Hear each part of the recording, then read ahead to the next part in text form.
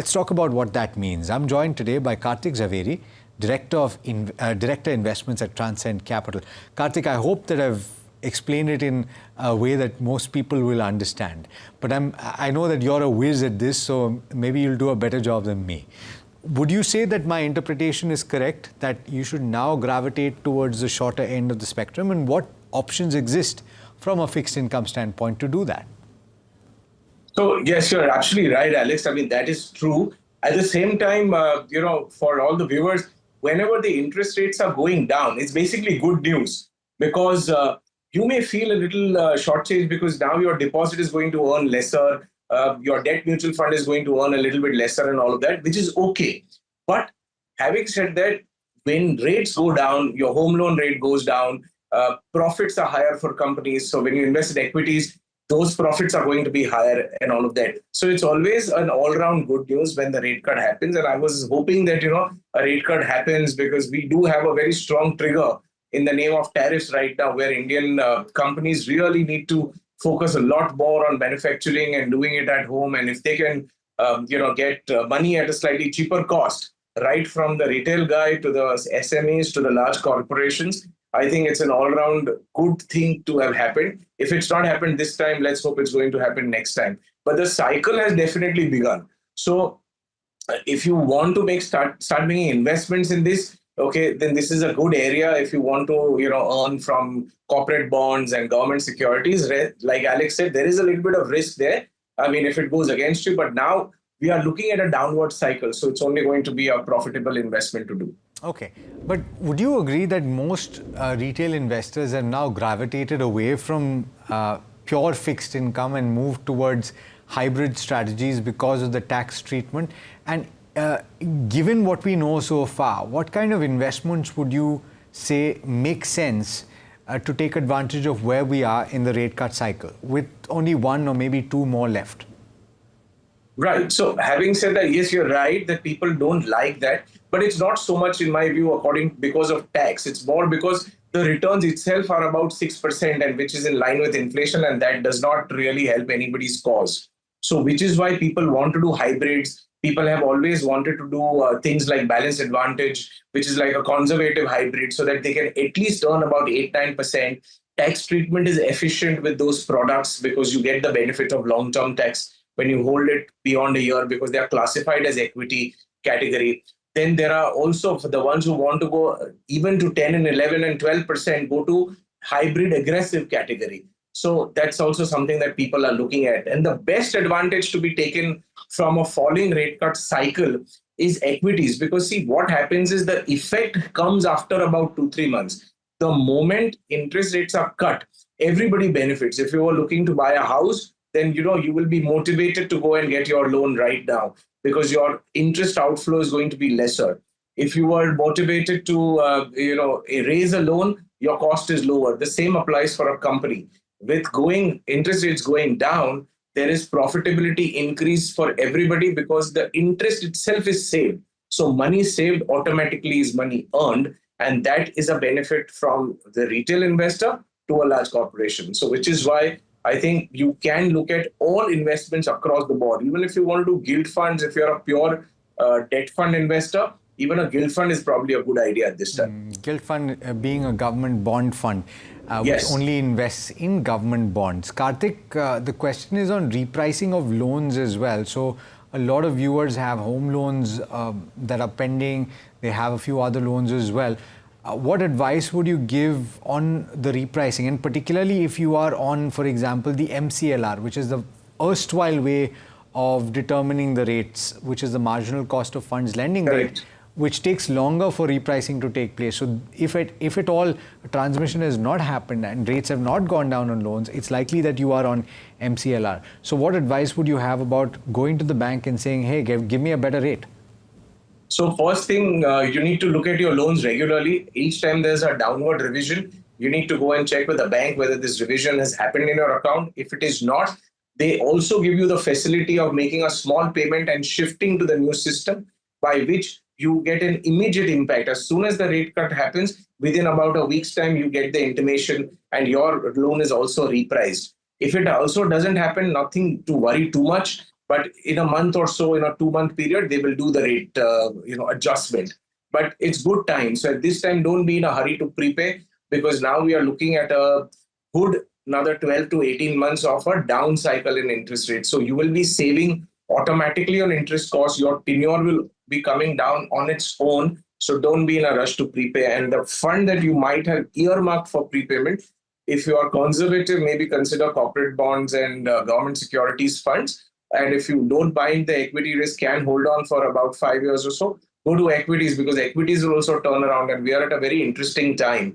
We've had a sort of a correction.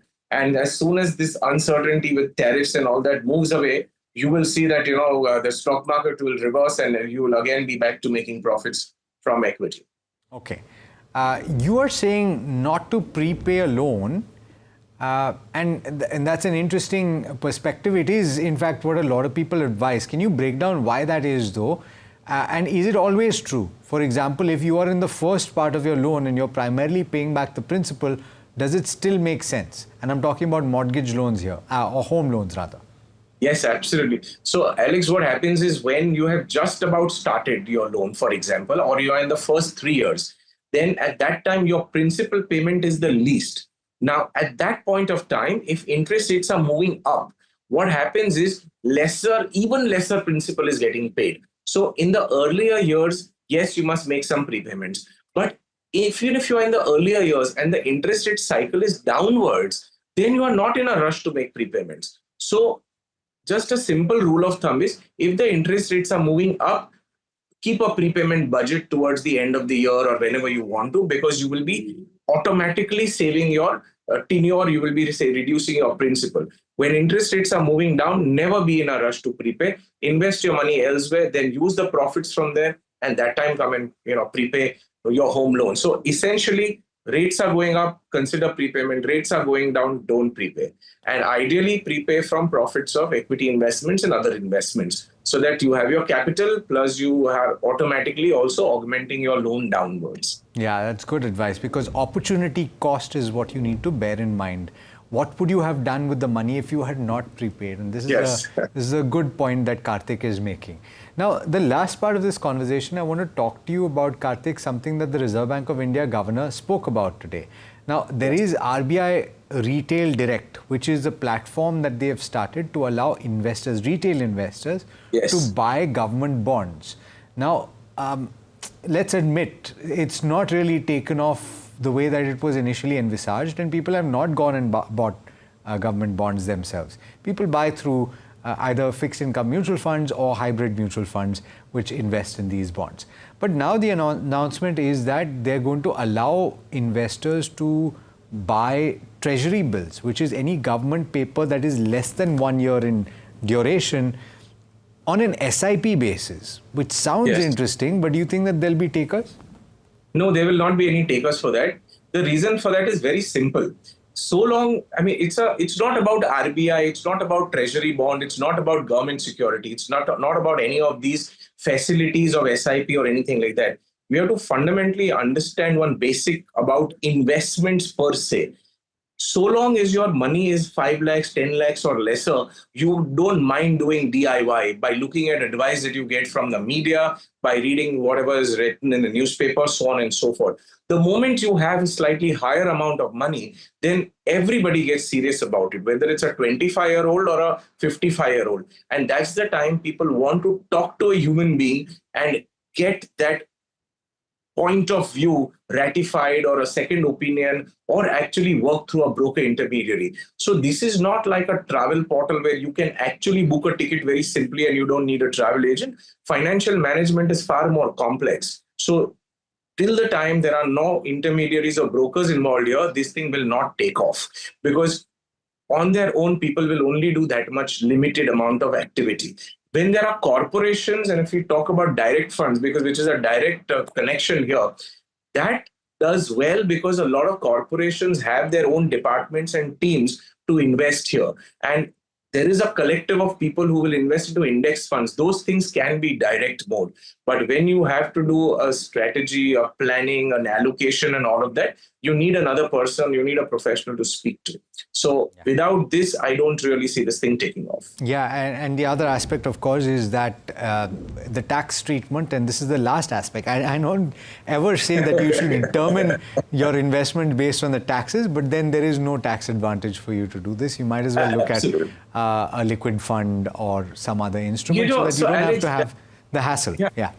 Yeah, so that also, yes, you're right. Tax treatment is a big disincentive to come and make an investment. But at the same time, people have become that much wiser. Even the younger generation who's just about starting to earn also can make a comparison between a 6% and an 8%. So those guys have also, also been motivated to do an SIP. If you are not very sure, if you want to be very conservative, then people know that from their phone also they can do an SIP into something, a species called balance advantage fund, where the risk is controlled, your capital is reasonably safe, your money is participating in equity market. So even a 25-year-old on his app is doing things like that. Absolutely, good point. So I think return is become the prima facie decision-making point for any investor. As it should. Karthik, thanks so much for joining me today. Pleasure having you. And well, that brings us to the end of this edition of Your Money Matters. You might have questions at the end of this. Let us know in the comment section and we'll take it up in future episodes. This is NDTV Profit.